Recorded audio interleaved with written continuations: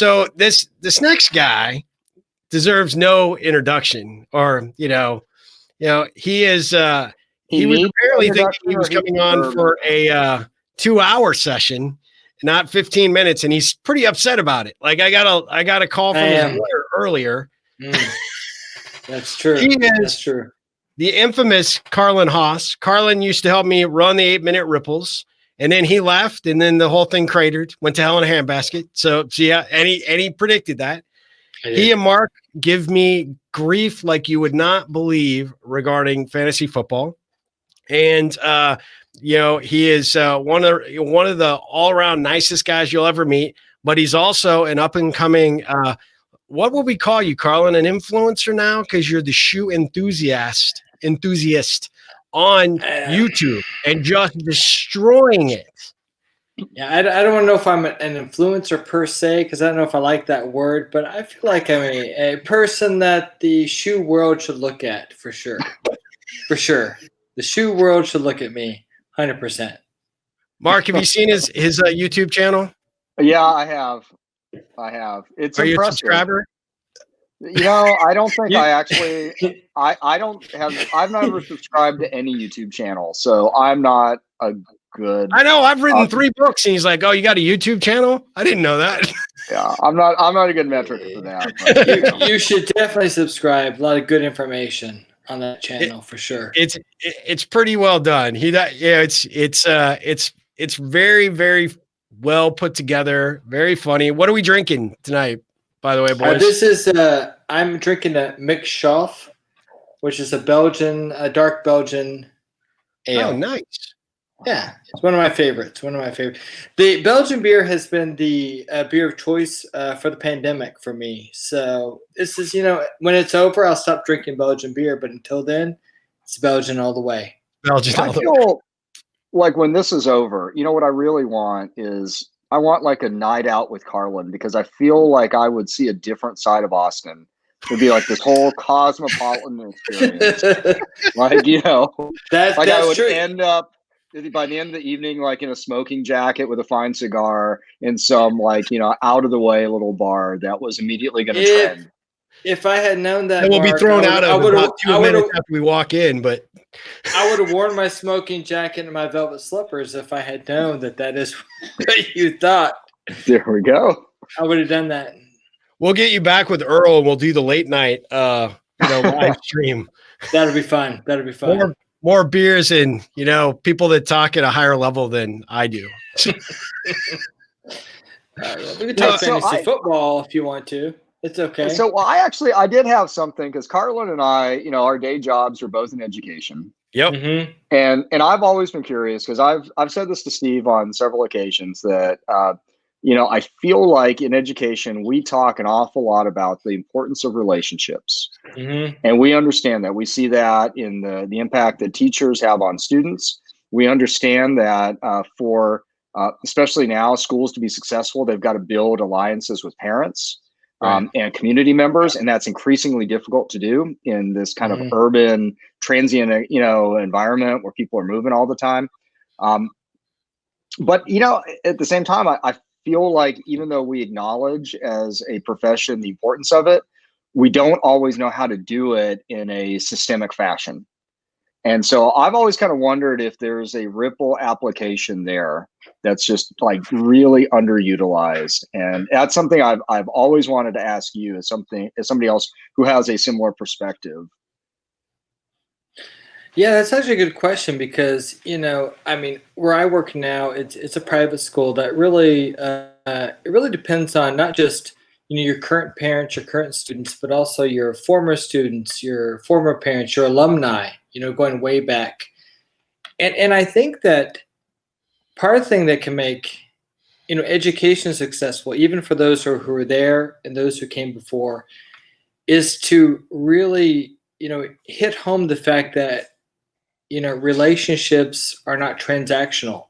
It's not like who what they can do for you. It's a long-term investment, and I have seen, I've been where I'm at now since about 2012, and I keep up with everybody who's graduated from there all the way till now. And then now I'm thinking to myself, this is, I've been there longer than I thought I would, but I think, I didn't think this would be right, but I like what I do. But I think really what's important is knowing that when we're educating somebody and we're keeping contact with them, that's not something that's like, I taught you, you learn from me, done. It's something, a relationship is something that is a long-term, it's a long-term investment in another person. And, also, I mean, I've lived abroad for over 10 years, and Steve knows this, you know this. And for some people, it's like, I lived there, I moved back, I don't keep in touch with them anymore. And I now have pretty much a global network of people that I've known for, now since 1996. And so I think in terms of education, I think it's really important to really hammer home to students now that the people you meet now, it's not just like I was in class with you one day and I forgot about you. These are people that you will know for the rest of your life and that you will keep in touch with. And they have so many more, I would say, like, there's so many more opportunities to keep in touch now than I did when I graduated, which I'll give my age, I'm 1991, right? And I'd say that these kids nowadays have so many ways to keep in touch that there's just no excuse anymore for that, to not keep in touch. And they will be people that they would know the rest of their lives. Absolutely. No, I think that's well said. When you talk about it, Mark, in terms of the application and the approach, is that connecting not only just with the students, but also their parents? Because I mean, the interesting thing that the perspective there that I know that Carlon has had, because I've actually gotten to speak for one of his entrepreneur classes. Mm-hmm. He was really, really good at connecting with his students, but the parents that he had, there were some hard to please parents, I would think, would be a fair description potentially. And I can't speak to that, Steve. That was the wonderful political parent. There are wonderful parents. Don't. Oh yeah. No. Yeah, but high expectations. Right.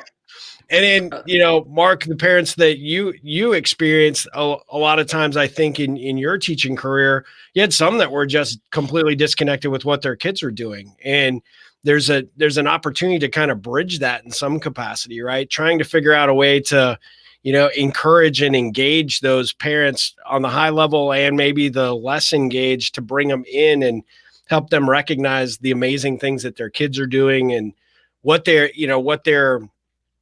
recognizing as their core talents. And I see that a lot with some of the teachers that follow me on Twitter. Everybody seems to be kind of trying to figure out how to come to grips with that. And, I get asked a lot of times, how could the Ripple help in that capacity? And it's like, well, that's an investment in the student, but it's also an investment in the parent, right? By helping that parent recognize just how special another adult figure sees, their kid and what their child is accomplishing in the classroom academically or wherever, whatever else they're potentially being able to bring to the table, aside from what they might be doing just right there in the classroom, how they're contributing to their school community, how they treat other students, all those things. I think those are all opportunities for educators to really recognize that, but then also make that bond or potentially create that bond with the parents to get them more active and engaged, even high level or maybe those that are less engaged to recognize just how amazing an influence they can have on their kids and what they're doing out there in the world. I think, right now engagement is one of those buzzwords. It's been around education for a long time, and particularly in this environment. And so I work for Pflugerville ISD, and I support a number of schools. Right now, we have still a majority of our students engaged in virtual learning because of the pandemic. And engagement is probably the most preoccupying issue.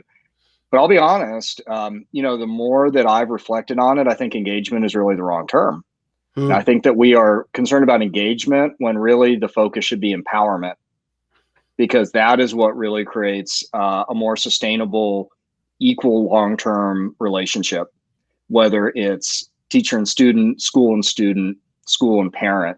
And so that's, I think, where for me, thinking about the impact of the Ripple, it's not just about engaging somebody. it's about really empowering somebody, Sure. right? Because that's the one of the trends that we've even heard tonight is this idea of how can I help you realize something that's important to you? What can I do to facilitate that? And that is such a powerful gift. Right. And just to piggyback on that, I would say that a lot of times when we think about, especially in education, we think about teachers and students, but, in a sense, we think about all the stakeholders in education, and the parents are an important part of that, because the thing is, as a teacher, like, I can't take the place of a parent, right? I can't do that job. And it's not my job to do that. And, having the parents feel like they are connected to the educational experience. I have found, and I found this, I have international students in my school, and I've always said that when you have natural parents who are engaged and committed to the process of education, the students are they're happier, they have a better experience. And right now, we have about half of my international students are still abroad because they can't come in the country. They just can't come. Yeah. But they still feel like they're a part of the community. And they feel like that because we've engaged their parents and say that you may be in another country, but you're still part of this community. You're still a part of the educational experience, and you're important. Like, your support makes the experience better for your kid and for the school. Yeah. And I think that's really one way to look at, how the Ripple, this kind of philosophy really it makes us all work, is because you're saying that it's not just, like, you're in school for 4 years. When the parents feel invested in the experience, you find that the students have just that better experience, hands down. And I've seen it where parents are not as engaged, the experience isn't as good. One of the things I guess maybe one of the things that I was going to share about the engagement, to your point, Mark, I think that's absolutely right. It's not the right word necessarily, but the component that I might replace it with, I'm thinking of a high school teacher that I had talked to that was really struggling to get parents involved. And I said, what's the one thing that you can recognize about each of those kids, and then take that level of recognition and express it to the parent? Because I think especially as they get through middle school and into the high school, a lot of times parents, and we've all been there, right? We all recognize it because we've had kids at various ages. Carlon just started over, crazy psycho that he, I was kidding. The point being is, we had beautiful baby. My child's very cute, very cute. Yep, very cute. I planned it, teenager and toddler. I planned it that way. Built-in babysitter. But that recognition piece, when somebody else kind of outside the family validates that about your own kid, and you kind of hear that actually becomes the connection point between the parent and the child.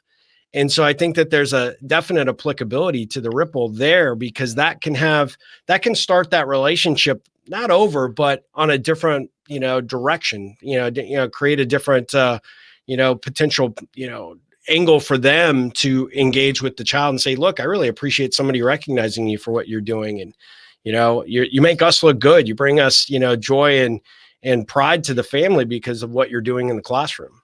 Yeah, that's true. Well, so Carlon, the shoe enthusiast, by night, teacher by day, thank you so much for being here. I do promise you that we will do this again. We will bring you on for a little longer time because, you claimed that you reached out to Mark and said that you were calling a 2-hour slot. But Mark has no recollection of that email or voicemail. He doesn't, but you know what? I'm going to send it right now, and we're going to make sure that happens. We're going to make sure that happens.